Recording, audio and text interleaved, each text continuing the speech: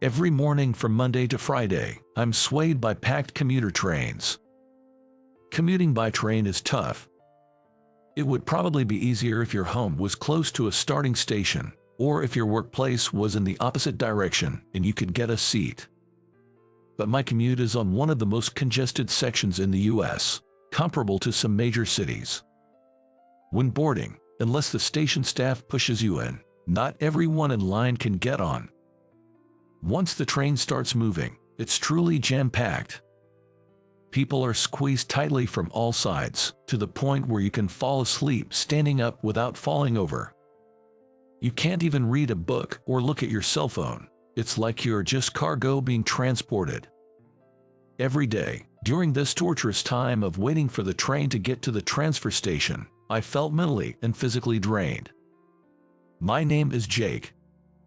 I'm 39 years old. I'm just a regular Joe working for a small company. That day, I had once again become cargo swayed by the packed train. But something different happened that day. I noticed a woman standing in front of me, covering her mouth with a pale face. She looked like a businesswoman in her 40s, wearing a suit. I watched her anxiously, wondering if she might throw up, and she was sweating and had her eyes closed, but suddenly she leaned and collapsed onto my shoulder. Surprised, I spoke to her. "Ma'am, are you okay?" She covered her mouth with a handkerchief and said, "I'm sorry, I'm feeling sick." I quickly shouted to those seated nearby, "Excuse me, there's someone feeling unwell here. Can anyone offer their seat?" The crowd made some space, allowing us to get closer to the seats. A young woman stood up and offered her seat, saying, "Here you go." "Thank you." Supporting the unsteady woman, I led her to the seat. I had her sit down and asked, "Do you need an ambulance?" She replied, "No need for that. I just need to take some medicine and rest a bit. Thank you." She took a pill from her purse. In a split second, I took out a bottle from my bag. "It's tea, but please have some if you'd like. I haven't taken a sip yet." She hesitated for a moment, then said, "Thank you," and drank some of the tea. Later, she tried to get off at the next station. I thought it might be dangerous if she got dizzy and fell on the platform. So, I supported her and got off the train with her. Then I made her sit on a bench. When I asked her, "What will you do now?"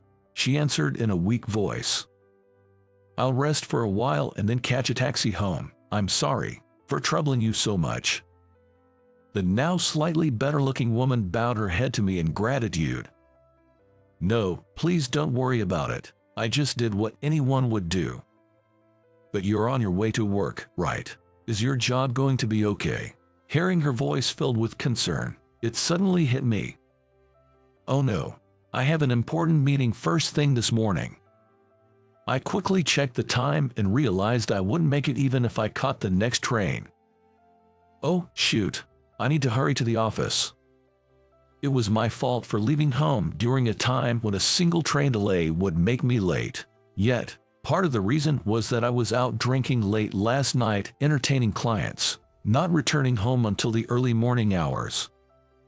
I usually arrive at work half an hour earlier than everyone else arrives to clean around my desk and get ready for the start of work, but this morning the desire to sleep in just a little longer won out.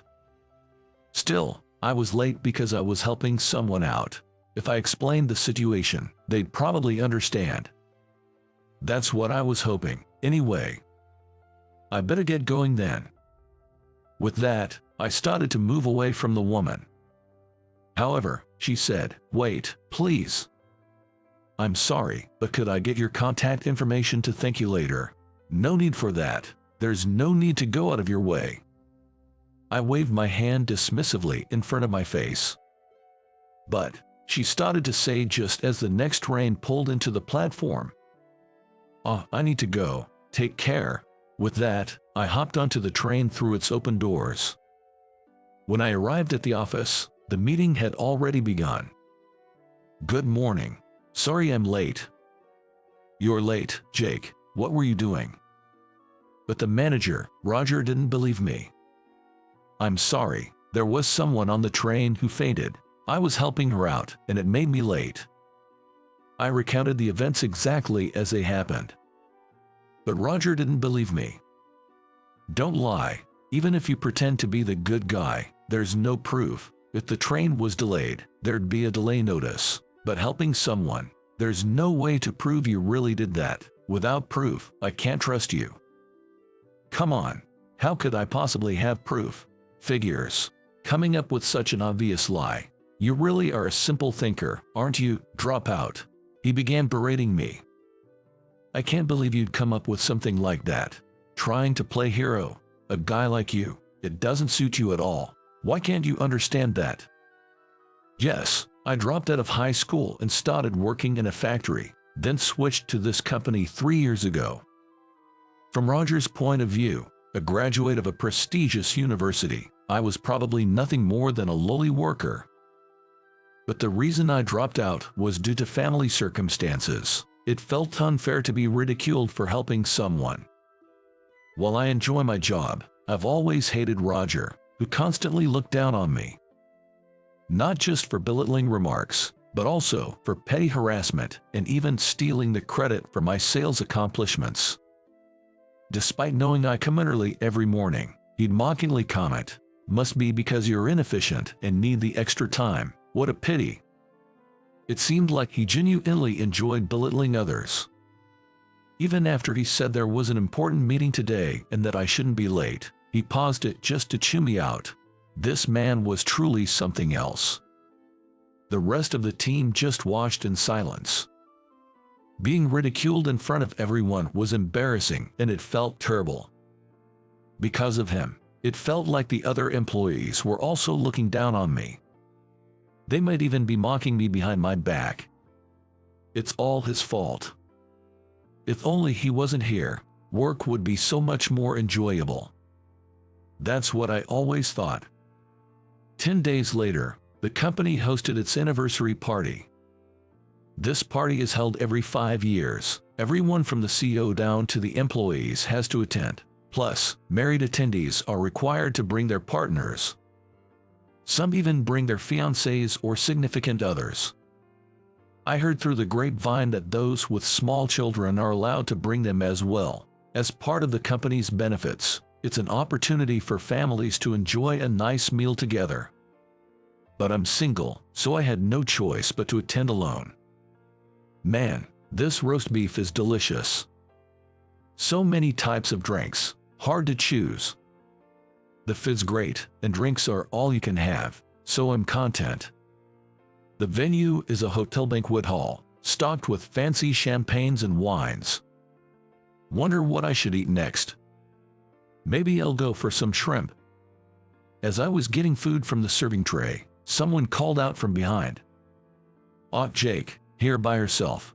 I recognized the voice, and turning around, there was that annoying Roger. He was accompanied by his wife and college-going daughter. Both his wife and daughter are quite attractive, always a point of pride for him. "Thank you for always taking care of my husband." His wife bowed slightly in gratitude, and I nodded back. "Oh, the pleasure is mine. Figures you'd be here alone.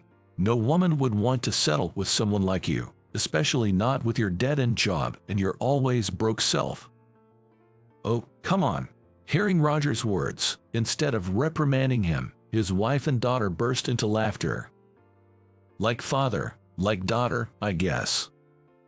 No matter how beautiful, I wouldn't envy a man married to a woman who mocks others like that. Even if such a woman proposed, I'd decline. Just then, a woman's voice came from behind me. "I'm his partner, is there a problem?" Turning around, there stood the woman I had helped on the train just 10 days ago. I was stunned. I hadn't even gotten her name then, so I didn't know what to say. Then Roger looked at her and said, "Wait, Susan." Seems he knew her. "Susan is with him. What's going on?" Roger looked shocked. But the woman, now known as Susan, didn't respond. Instead, she took my hand and pulled me aside. "We need to talk. Can we step out for a moment?" We left the banquet hall and sat on a sofa in the lobby. I'm sorry for butting in like that. It must have been a surprise, but I just couldn't stand hearing what he was saying about you, she said, looking genuinely concerned. You're Susan, right? What brings you here? When I asked, she smiled and said, I used to be married to the CEO of this company. We divorced 3 years ago, but now I work as an accountant here. The CEO's ex-wife. I had no idea. I'd heard rumors that the CEO was divorced and single. Really? I'm sorry for suddenly claiming to be your partner. No, you actually saved me. Thank you. Remembering Roger's shocked face earlier, I felt a weight lifted. Thank you for helping me the other day. We bowed to each other, expressing our gratitude. So, would you like to continue as my partner for the rest of the party? Really? Are you sure? Sure, if you're okay with it. Consider it a thank you for the other day. Oh, right, I haven't asked for your name yet. It's Jake. My name is Jake. Well, Jake, nice to meet you. She stood up and intertwined her arm with mine. We then made our way back to the party. From that point on, we behaved as if we were a couple. I overheard my boss saying loudly, I can't believe someone like him is dating an elite woman like Susan. Unbelievable. At that moment, a colleague from my department approached. How did you and Susan meet, Jake? I was at a loss for words.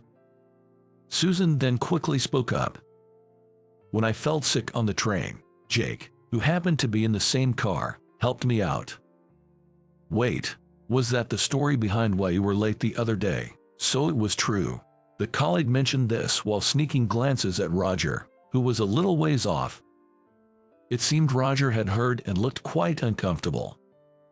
Of course, I wouldn't lie about being late. Jake, you were late because of me. I didn't know. I'm sorry. No, it's okay. Don't worry about it. After that, Susan and I chatted about various things.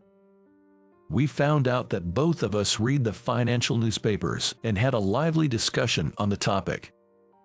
After the party ended, we went to a small get-together, just the two of us. We shared more personal stories there. I grew up in a single-parent household, and my mother fell ill when I was in middle school. I had to drop out and have been struggling financially ever since. When I told her this, Susan was very sympathetic. Though she graduated from a top-tier university, she never looked down on others. She praised me for working hard despite my circumstances. She never boasted about her education or income and treated everyone equally. I genuinely admired that about her. I've been meaning to ask, Susan, do you have any health issues? I had always wondered why she fainted on the train that day. I hope she's okay. No, I just wasn't feeling well that day. I don't have any chronic illnesses. She said this cheerfully. I felt relieved to hear it. She also shared why she divorced her ex-husband, the CEO. He had been unfaithful multiple times. Fed up with the constant affairs, she said that she initiated the breakup. The CEO got custody of their high school-aged son, while Susan got custody of their middle school-aged daughter. The daughter said she was spending the night at a friend's house and didn't come to the party. I can't believe someone would cheat on a wonderful woman like you. I swear I'd never do something like that, I blurted out, perhaps a bit tipsy. But it was how I genuinely felt. She smiled warmly. This evening set the stage for Susan and me to meet more often. Later, I heard that Roger got into hot water with the CEO for mocking me for being single at the party. Makes sense. The CEO himself was once divorced and single. Turns out, he also started his business right after dropping out of middle school. Someone had reported Roger's inappropriate comments and the CEO was livid. Whether that was the reason or not, he was soon transferred to a branch office in Texas, known for its strict management.